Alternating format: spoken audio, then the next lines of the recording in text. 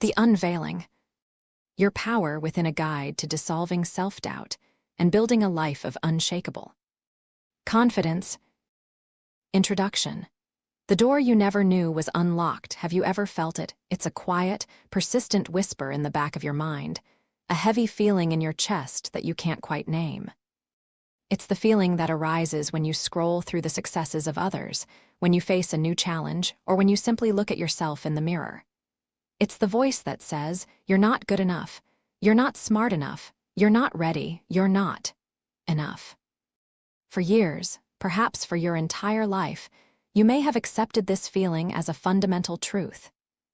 You may have structured your life around it, avoiding risks, shrinking from opportunities, and dimming your own light to accommodate a story of inadequacy you never consciously wrote. We are a species of seekers. We search for happiness, success, and fulfillment in our careers, our relationships, our achievements, and our possessions. We look outside of ourselves for the validation, permission, and approval we crave, believing that once we acquire that thing, the perfect job, the ideal partner, the flawless body, the whisper of not enough will finally fall silent, but it never does. This book is about a profound and life-altering truth. The key you have been searching for has never been out there. The power, the worthiness, and the magnificence you seek are not things you need to acquire.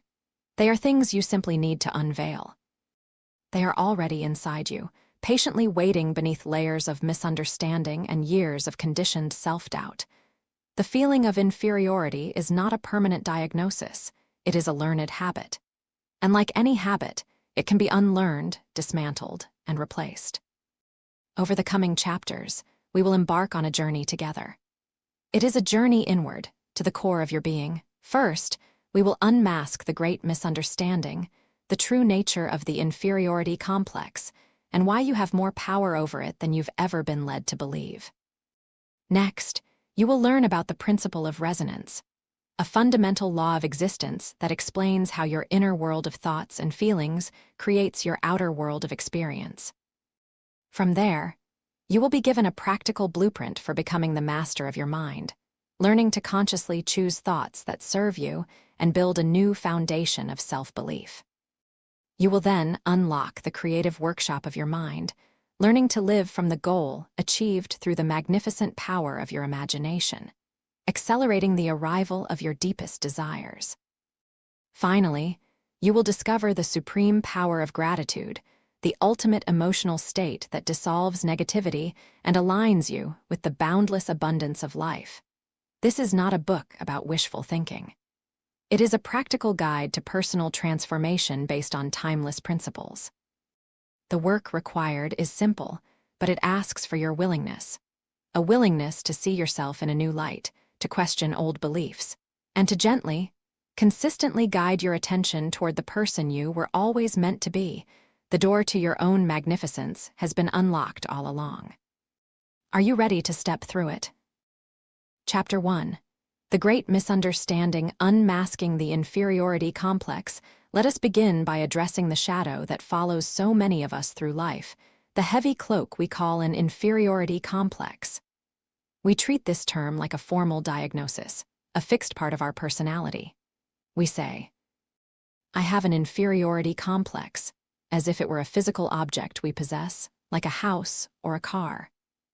By saying we have it, we claim ownership of it, integrating it into the very fabric of our identity. Today, we will begin the liberating process of letting it go. To do that, we must first understand what it truly is. An inferiority complex is not a part of who you are. It is a habit of thought that you have practiced into automation. That is the entire secret. It is not a permanent stain on your character. It is simply a well-trodden mental path. The expert in feeling small think about the first time you tried to ride a bicycle. It was a conscious, clumsy, and often frustrating process. You had to think about every component, pushing the pedals, steering the handlebars, maintaining your balance, and looking ahead. Every movement required focus and deliberate effort. After a few wobbles, falls, and scraped knees, something began to click. Your brain and body started to work in harmony. Today, if you know how to ride a bike, You do so without a single conscious thought about balance. The skill has become automatic, an ingrained part of your subconscious programming. The habit of feeling inferior is formed in exactly the same way. It didn't appear overnight. It began with seeds of doubt, often planted in childhood, a careless remark from a teacher. You're just not a math person. A well-meaning comparison from a relative. Why can't you be more like your sister? A playground rejection, or a failed attempt at a new skill. Each of these experiences was a single event. But what happened afterward? We replayed the event in our minds. Over and over, we practiced the thought associated with it. I am stupid. I am unlovable. I am a failure. With every repetition, we strengthened that neural pathway in our brain. We watered that seed of doubt until it grew into a thick, thorny bush that seemed to be an inseparable part of our mental landscape. We practiced feeling not good enough so diligently that we became experts at it. We became professionals at feeling inferior. But here lies the most hopeful and glorious truth in all of human psychology. Anything that has been learned can be unlearned. The brain's ability to change, known as neuroplasticity, means that we are never stuck. We can carve new mental paths just as surely as the old ones were formed. You are the architect of your mind, not its prisoner. The world through gray sunglasses imagined that, as a child, you were given a pair of gray-tinted sunglasses. You were told to wear them every moment of every day. After years of wearing them, you would completely forget they are even there. You would look at a vibrant sunset and see only muted shades of gray. You would gaze at a lush, green forest and perceive it as dull and lifeless. You would look at the brilliant blue ocean and conclude that it is merely a drab, overcast expanse. Naturally, you would believe that the world itself is a colorless place. But is the world truly gray? Or is your perception being filtered? The inferiority complex is that pair of gray sunglasses. It is a filter that distorts your perception of reality, most importantly, your perception of yourself. It is not the truth of who you are. Beneath that filter, you are brilliant, capable, and worthy beyond measure. Our work together is to gently remove those glasses so you can finally see yourself in your true, vibrant colors. Your first step to freedom. The first step in removing the glasses is realizing you are wearing them. This begins by creating a space between you, the conscious self, and the negative thoughts your mind produces. Instead of identifying with a thought, you will learn to observe it. Consider the classic statement, I am not good enough. When you say this, you are declaring it as an identity. Now, try rephrasing it, I am having a thought that I am not good enough. Can you feel the profound shift? The first statement is a judgment. The second is an observation. In that small space you've just created, your power lies. You are not the thought. You are the one who is aware of the thought. And because you are the observer, you can choose whether to believe it. You can choose whether to water that seed of doubt or to plant a new seed of confidence instead. In that space lies your freedom. Chapter 1 in practice. The awareness journal for the next 24 to 48 hours. Your only task is to become a detective of your own thoughts. Carry a notebook or use a notes app. Catch the thought in the act. Whenever you notice yourself feeling small, anxious, or inadequate, pause and ask, what thought just caused this feeling? Write it down exactly as it appeared in your mind. I'll never get this project done on time. Everyone in this room is smarter than me. I always mess things up. Do not judge or analyze the thoughts. The goal here is not to fight them, but simply to shine the light of your awareness on them.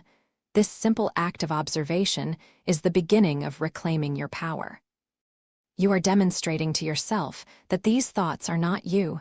They are simply old, automatic programs running in the background. In the next chapter, we will learn exactly what to do with them. Chapter 2. The principle of resonance, the unseen law that shapes your life. Now that we have begun to see our thoughts as observable events rather than absolute truths, we are ready to understand the mechanism by which they shape our reality. If you can grasp the principle in this chapter and integrate it into your daily life, the transformation you experience will feel nothing short of miraculous. Yet, it is not magic. it is mechanics. Everything in existence, from the chair you are sitting on to the furthest star in the cosmos, is in a constant state of vibration.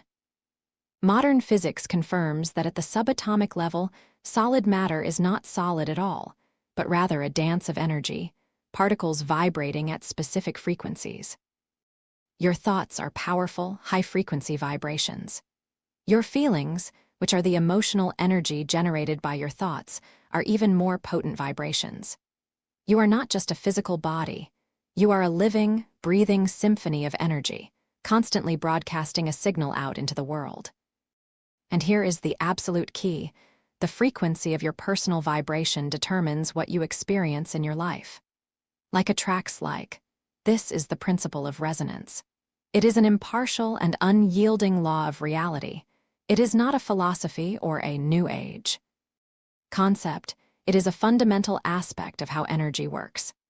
The cosmic tuning fork. To understand resonance, consider the simple example of two tuning forks.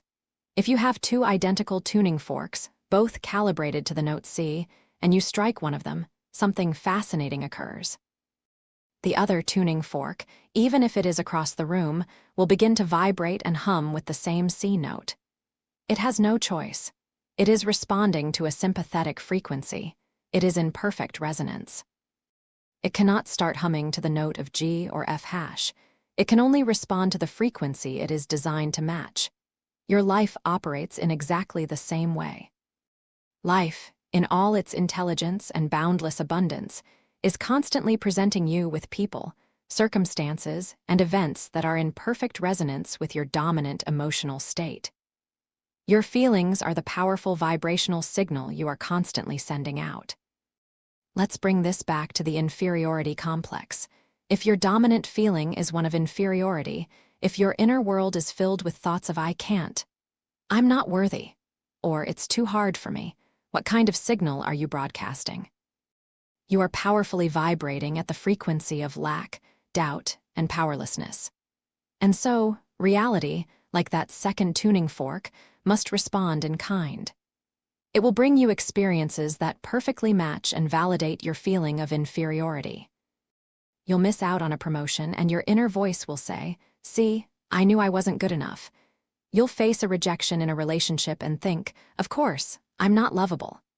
You'll struggle with a task and conclude, "I knew I couldn't handle it." Your outer world becomes a flawless mirror of your inner world, constantly reflecting your dominant beliefs back to you. It's a self-perpetuating cycle. You feel inferior, so you experience things that make you feel inferior, which reinforces the original belief.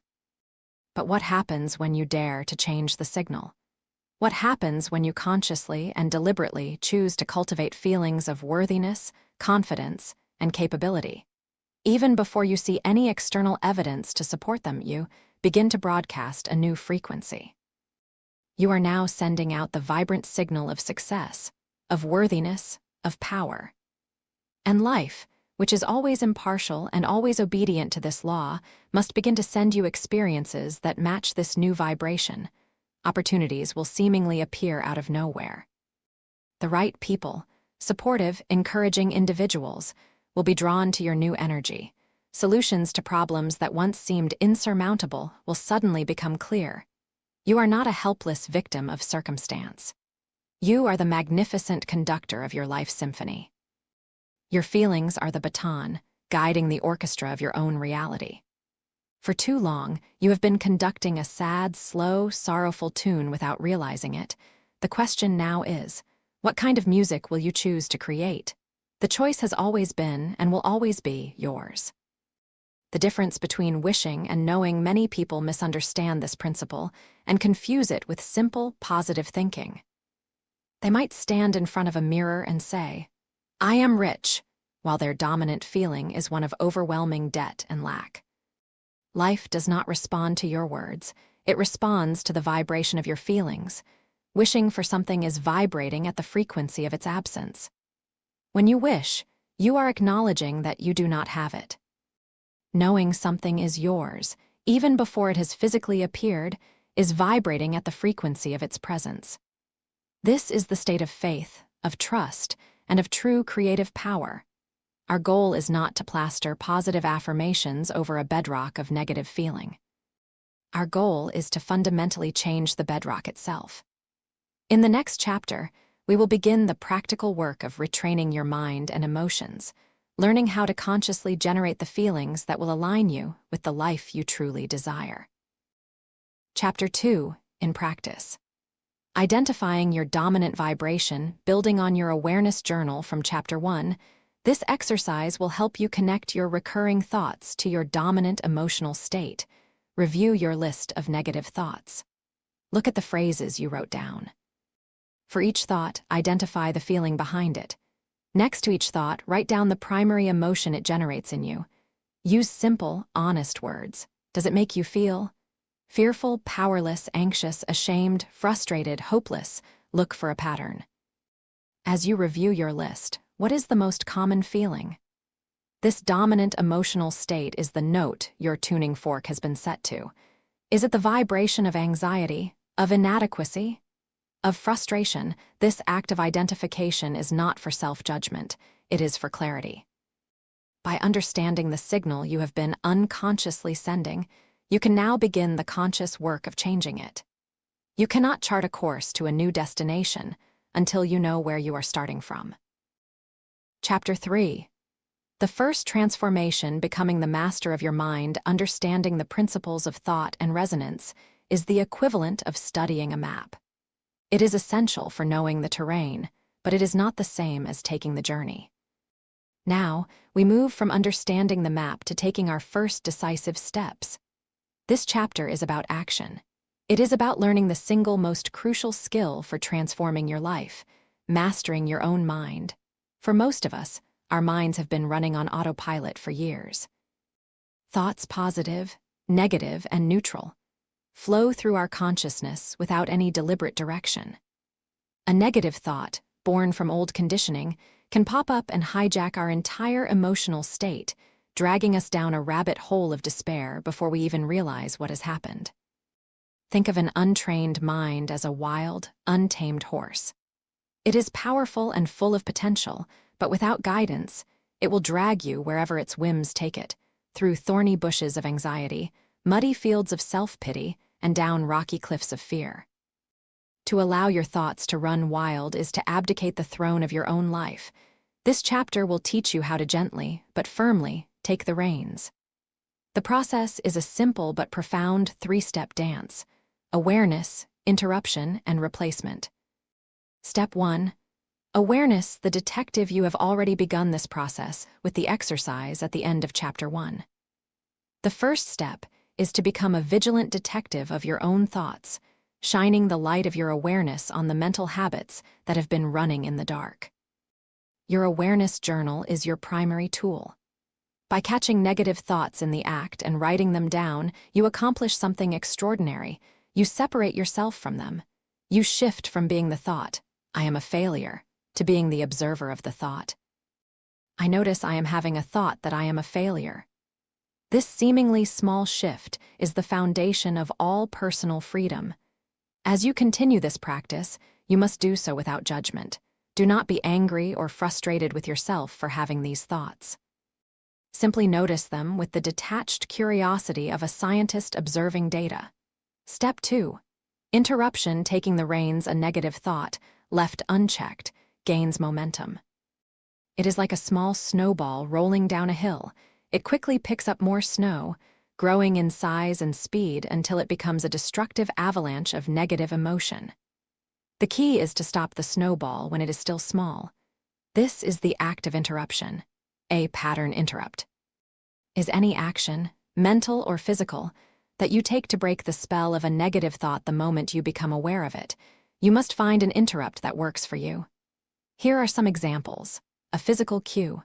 Sharply snap your fingers, tap your wrist, or gently pinch your own arm. The physical sensation is often enough to break the mental trance. A verbal command. Say a word firmly, either out loud or in your mind. Simple commands like stop, cancel, or next are incredibly effective.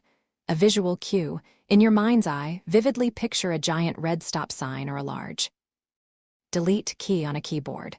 the specific action doesn't matter as much as the decisiveness with which you do it. In the moment you interrupt the thought, you are seizing back your power. You are actively telling your subconscious mind, no, we are not going down that old road anymore.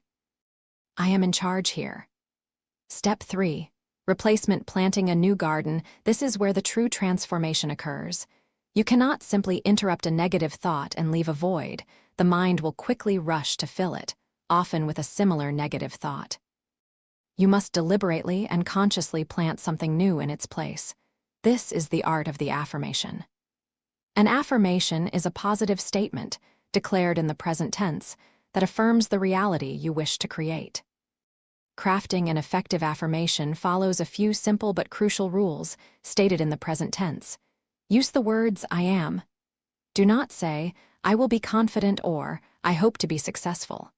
That places your desire in the future, reinforcing its absence in the now. I am confident and capable is a direct command to your subconscious mind that it is true right now. Keep it positive. Frame your affirmation in terms of what you want, not what you don't want. Instead of I am not afraid, say I am courageous and calm. The subconscious mind doesn't process negatives well and will focus on the word afraid. Focus all your energy on the desired outcome, inject it with feeling. Words alone have limited power. You must feel the emotion of the statement as if it were already true. As you say your affirmation, feel the warmth of confidence, the peace of security, or the joy of success in your body. Let's take the negative thoughts from our earlier examples and transform them. Old thought. I always mess things up. Interrupt. Snap fingers. Cancel. Replacement affirmation. I am competent and capable. I learn and grow from every experience. Old thought. I'll never be able to afford that. Interrupt. Visualize a stop sign. Stop.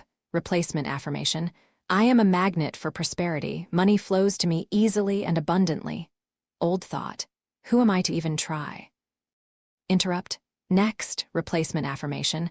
I am worthy of all my dreams. My unique gifts are valuable and needed in the world. At first, this process may feel mechanical or even dishonest. Your mind might argue, you're not prosperous, look at your bank account. This is normal. You are exercising a muscle of belief that has been weak for a long time. With each repetition, each awareness, interruption, and replacement, you are weakening the old neural pathway and strengthening a new one. You are, quite literally, rewiring your brain for success and self-belief. Chapter 3 in practice. Crafting your new reality, it's time to become the architect of your new mindset.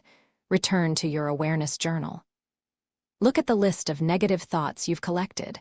Identify the top 3 to 5 most frequent or most painful thoughts. These are the ones that have the most power over you and are the best place to start. For each negative thought, craft a powerful replacement affirmation.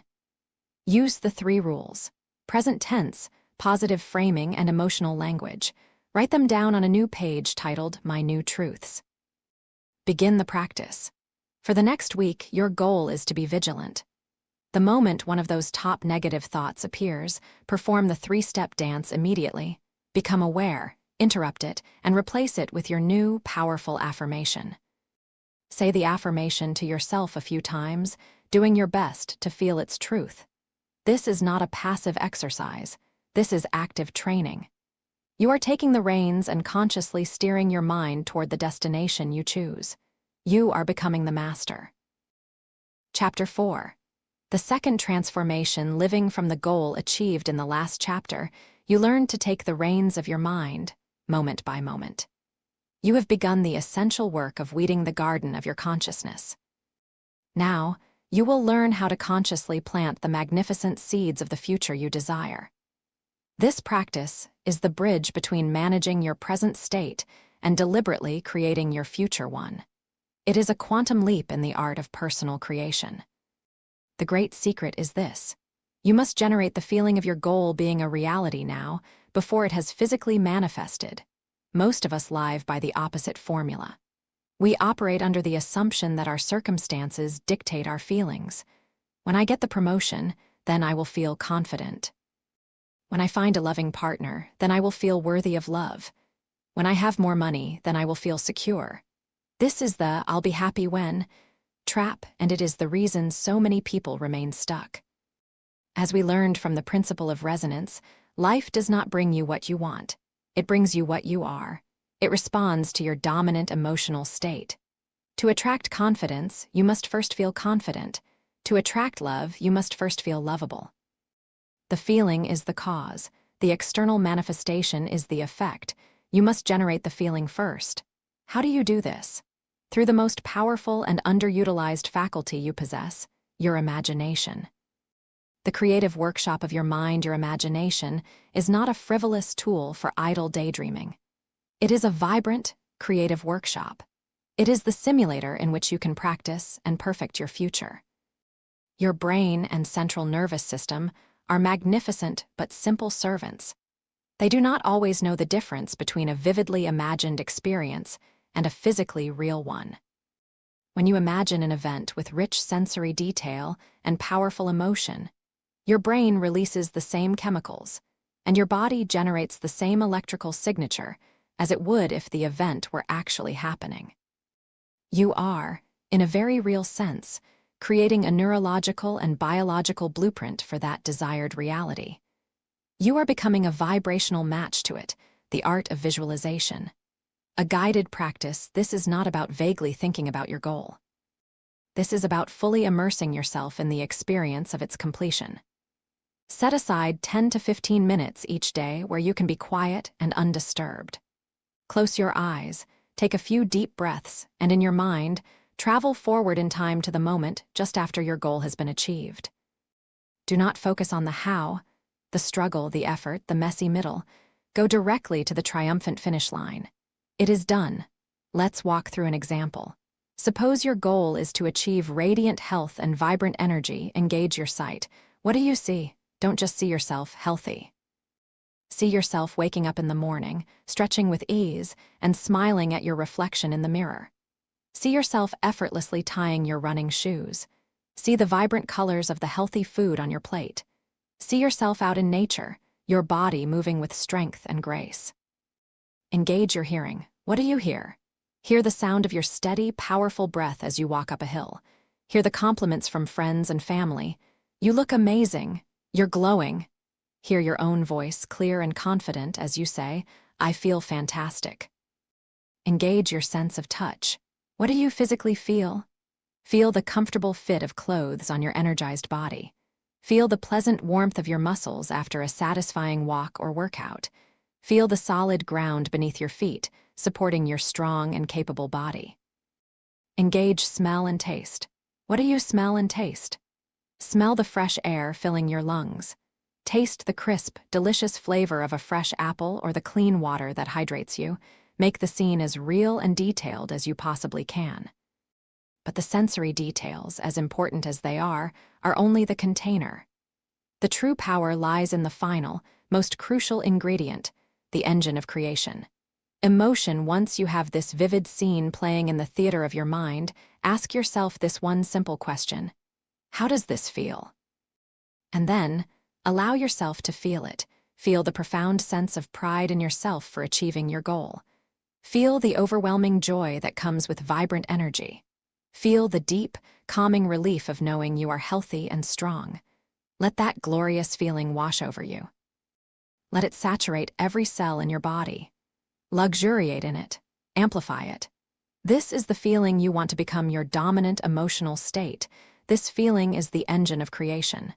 It is the powerful magnetic signal you are sending out to life. When you consistently pair a clear intention, your visualized scene, with a powerful emotion, the feeling of its accomplishment, you become an unstoppable creative force. Letting go of the how as you engage in this practice, your logical mind may protest, demanding to know how this will happen. This is the most common roadblock.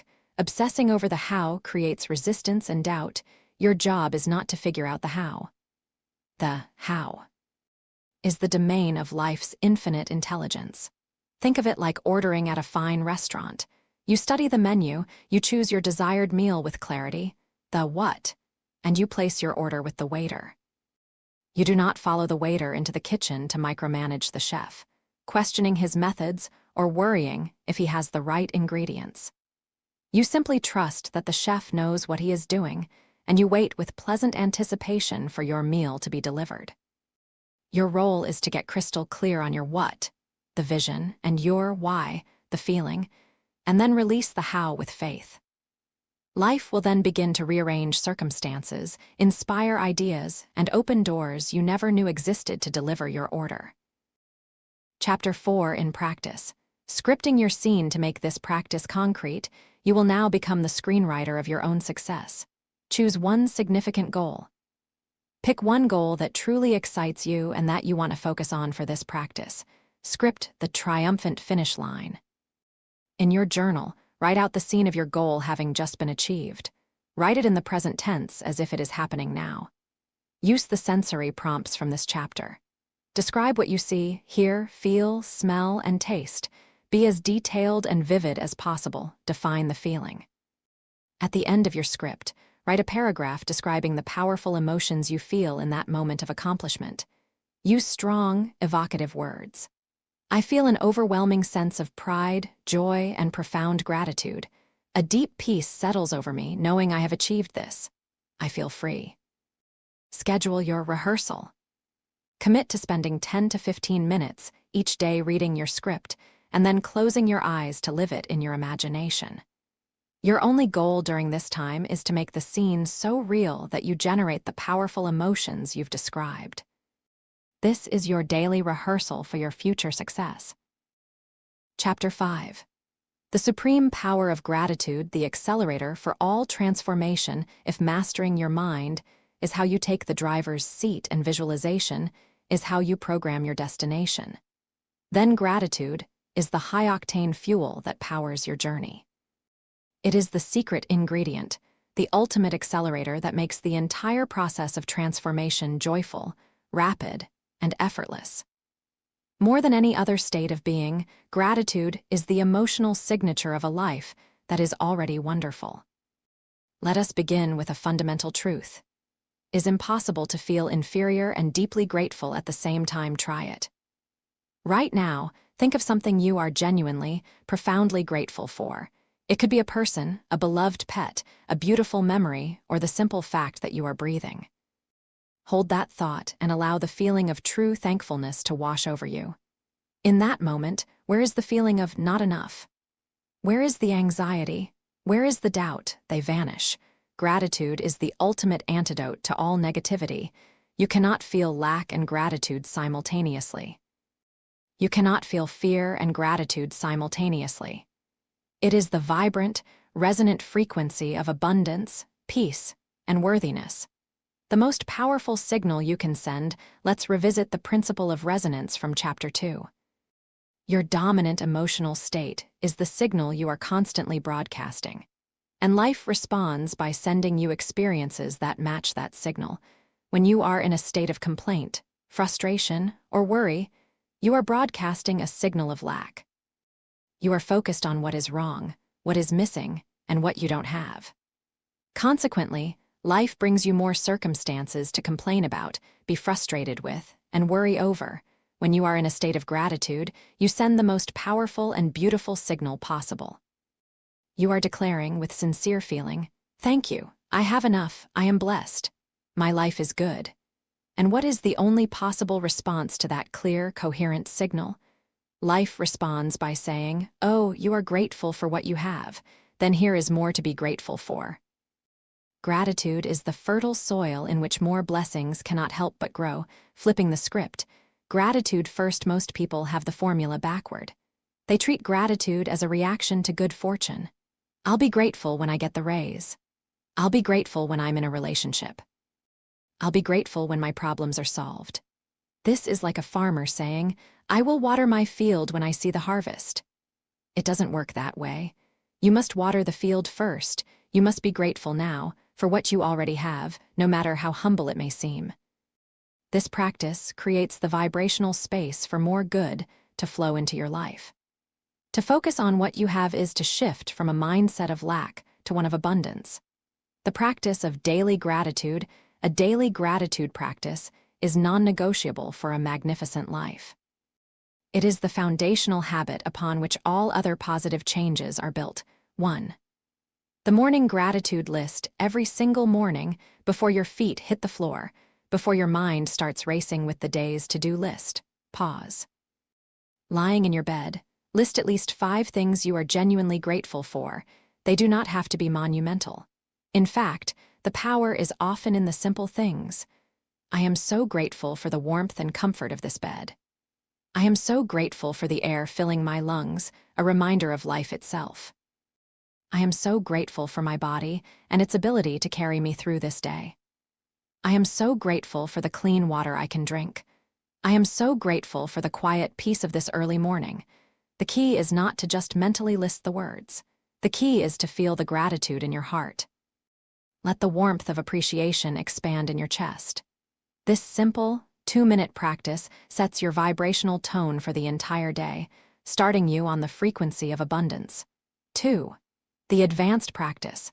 Thanking in advance. This is where gratitude becomes a truly potent creative force.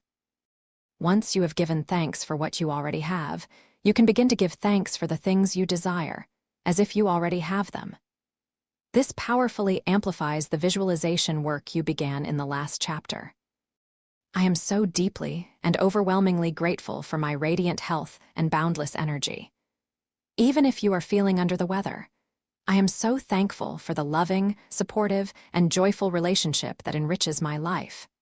Even if you are currently single, I am profoundly grateful for the thriving, successful business that allows me to share my gifts and live in complete financial freedom.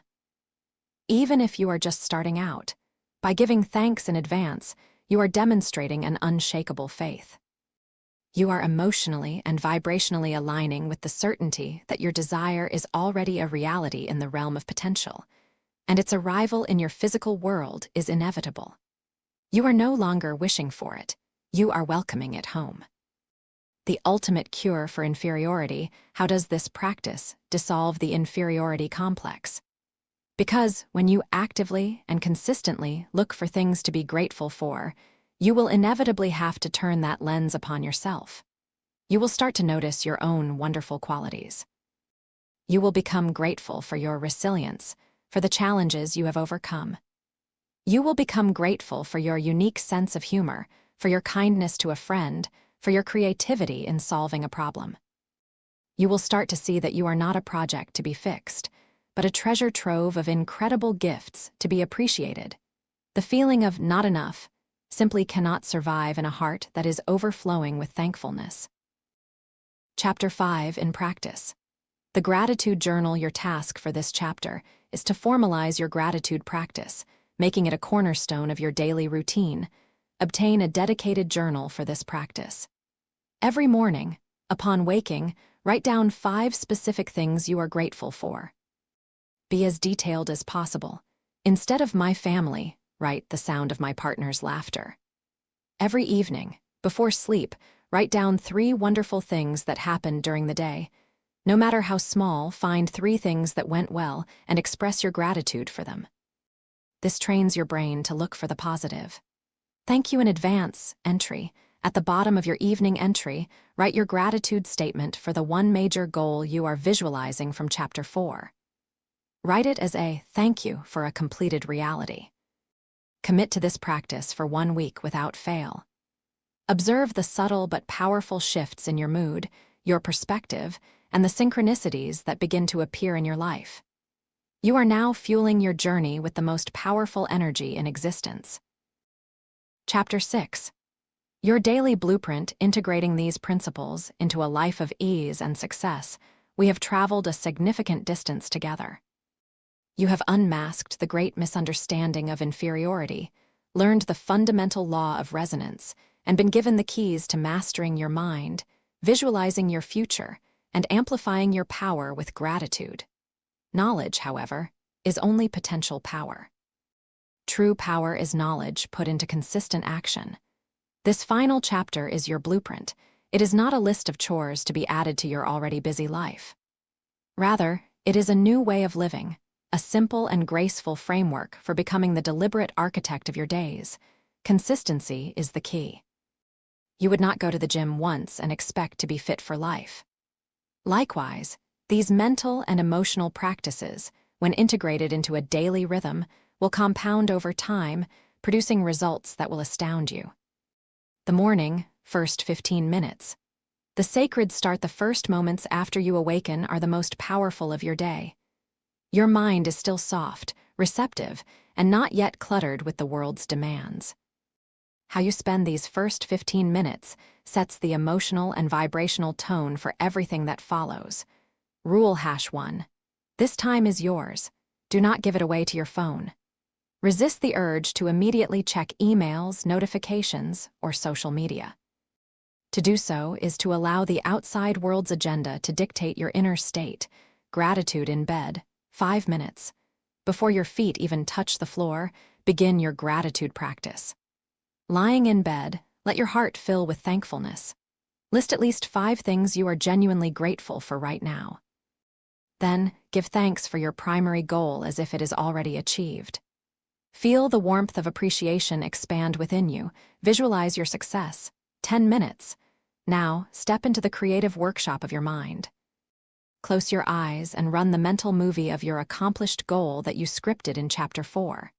See it, hear it, touch it, and most importantly, feel it. Immerse yourself in the glorious emotions of success, joy, and relief. You are not just starting your day, you are programming your reality. During the day, the vigilant creator, your morning practice, sets your trajectory, but your entire day is the canvas upon which you create. Be the detective of your thoughts. Stay vigilant. Your mind's old habits will try to resurface. Your job is simply to observe them without judgment. Master the 3-step dance. The moment you catch a negative thought or a feeling of inferiority, use your tools from Chapter 3, Awareness. There's that old thought again. Interruption. Use your pattern interrupt. Snap your fingers. Say, stop. Replacement. Immediately replace the thought with your powerful, pre-prepared affirmation. Go on a gratitude hunt. Make it a joyful game to look for things to be grateful for throughout your day. A beautiful cloud, a delicious meal, a kind word from a stranger, a task completed well. Acknowledge them all. Each moment of gratitude is a booster shot that keeps your vibration high. The evening lasts 15 minutes. Setting the stage for tomorrow, the end of your day, is just as crucial as the beginning. These final moments impress upon your subconscious mind what it will work on as you sleep. Rule #1. Wind down with intention. Avoid mindless scrolling through agitating news or social media. This is your time to connect with yourself. Review your wins, 5 minutes. In your gratitude journal, write down at least 3 things that went well during the day. This trains your brain to focus on success and positivity, no matter what challenges may have arisen. Sleep in your success, 10 minutes. As you drift off to sleep, replay the mental movie of your accomplished goal. Feel the joy, the peace, and the gratitude as you fall asleep. Your conscious mind is signing off, but your powerful subconscious mind will work tirelessly through the night to find solutions, align circumstances, and bring your vision closer to reality. A final word. What if I have a bad day? You will. There will be days when doubt creeps in, when you feel overwhelmed, and when these practices feel difficult. You are unlearning a lifetime of old conditioning. Be gentle with yourself. To be hard on yourself for having a negative thought is the old way. The new way is to treat yourself with grace and compassion. Acknowledge the feeling without judgment. Okay, I'm feeling doubt right now, and that's all right. Then, gently pivot. You don't have to go from despair to ecstasy in one leap. Just take one small step in a better feeling direction. Think of one simple thing to be grateful for. Say one of your affirmations. Close your eyes for just 60 seconds and remember the feeling of your wish fulfilled. Every single time you choose a better feeling thought, you are winning. This journey is not about perfection, it is about direction. And your new direction is toward joy, confidence, and the effortless attainment of your most cherished goals. You came into this life with magnificent potential. Within you is a power so profound it can create worlds. The feeling of inferiority was never the truth of who you are. It was just a fog that temporarily obscured the view of your own inner sun. But today, the fog is lifting. You now hold the key of mastering your mind, the key of living from the end, and the master key of unshakable gratitude. You are not inferior. You are incredible. You are not lacking. You are whole and complete. You are not a victim of your life. You are the source of its splendor. Start now. Right this very second. Pause after reading this. Think of one thing you are truly grateful for. Just one. Feel it deeply. Let it warm your heart. That is the first step on the most exciting journey you will ever take. The journey home to the magnificent, powerful, and infinitely capable person you were always meant to be.